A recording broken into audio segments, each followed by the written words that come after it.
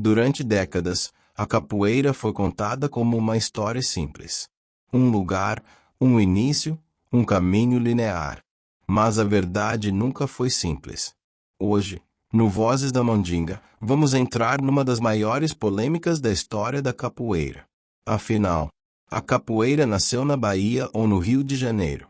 E mais, quando a capoeira começou a ser escrita, organizada e transformada em método? Quem estava fazendo isso? Fica até o final, porque essa conversa não é sobre escolher um lado. É sobre entender o que cada lugar construiu e o que ficou de fora. No começo do século XX, o Brasil vivia um período de transição profunda. A escravidão havia sido abolida há pouco tempo. A República ainda buscava uma identidade nacional. As elites queriam modernizar o país, disciplinar os corpos e apagar tudo que lembrasse desordem, marginalidade e passado africano. No Rio de Janeiro, então capital do país, isso era ainda mais intenso. A cidade passava por reformas urbanas, higienização social e repressão aos pobres. A capoeira, vista como prática de rua, violenta e ligada aos negros, era perseguida. Mas, ao mesmo tempo, começava a ser observada. No início do século XX surge um pequeno livro curioso. Um guia anônimo, assinado apenas com iniciais, que apresenta a capoeira como uma forma de ginástica brasileira. Nesse guia, aparecem descrições claras de movimentos, golpes, esquivas e ataques. Há uma tentativa de organizar a capoeira em termos técnicos. Mas algo chama a atenção. Não há menção à roda. Não há berimbau. Não há cantigas, ladainhas, corridos ou quadras. Não há ritual. A capoeira ali é apresentada como técnica corporal, quase como um manual de defesa pessoal. Isso levanta uma pergunta importante. Essa era a capoeira praticada, ou a capoeira observada de fora? No Rio de Janeiro, a capoeira era conhecida como capoeiragem. Estava associada a grupos de rua, conflitos urbanos e disputas territoriais. Por isso, qualquer tentativa de legitimar a capoeira precisava afastá-la da ideia de desordem. Transformá-la em ginástica nacional era uma estratégia política. Não se tratava apenas de preservar a capoeira, mas de torná-la aceitável para o projeto de nação que estava sendo construído. Em 1928, surge uma obra muito mais ambiciosa de Aníbal Burlamaqui, Zuma. A capoeira é apresentada como ginástica nacional metodizada e regrada. Aqui aparecem nomes de golpes, ilustrações, regras de competição, espaço delimitado, critérios para árbitros, proposta de uniforme.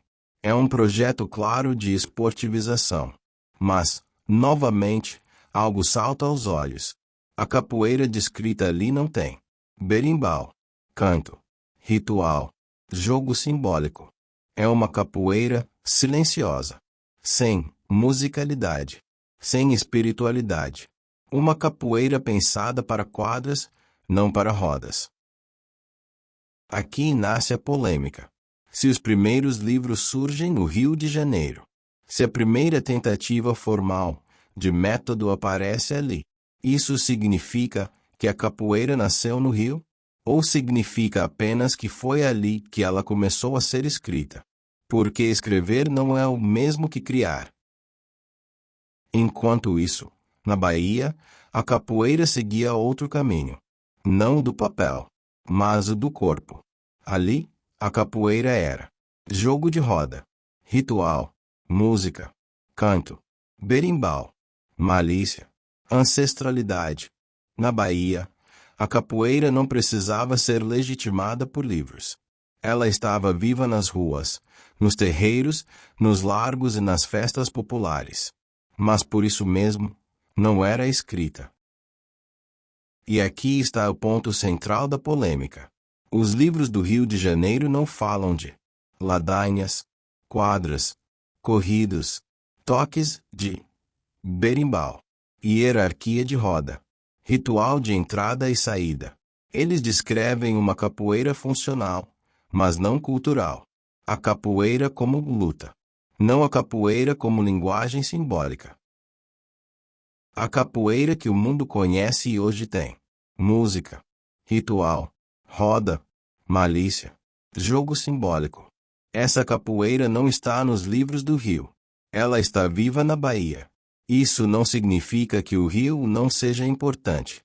Pelo contrário, o Rio organizou, escreveu, sistematizou e tentou legitimar. A Bahia preservou, cantou, ritualizou e transmitiu. Talvez a pergunta esteja errada. Talvez a capoeira não tenha nascido em um lugar só. Talvez ela tenha nascido no corpo africano e escravizado, sobrevivido na rua, sido escrita no Rio, sido ritualizada na Bahia, sido organizada em academias depois. A capoeira é resultado de encontros, disputas e silêncios. A capoeira não cabe inteira em livro nenhum, nem em cidade nenhuma. O Rio tentou organizá-la. A Bahia manteve sua alma. E foi da tensão entre esses dois caminhos que nasceu a capoeira como conhecemos hoje. Agora a pergunta fica com você. A capoeira nasceu onde foi escrita? Ou onde continuou sendo cantada? Escreve nos comentários. Porque a história da capoeira não termina quando alguém fecha um livro. Ela continua aberta na roda. Isso é Vozes da Mandinga, onde a pergunta difícil não é evitada.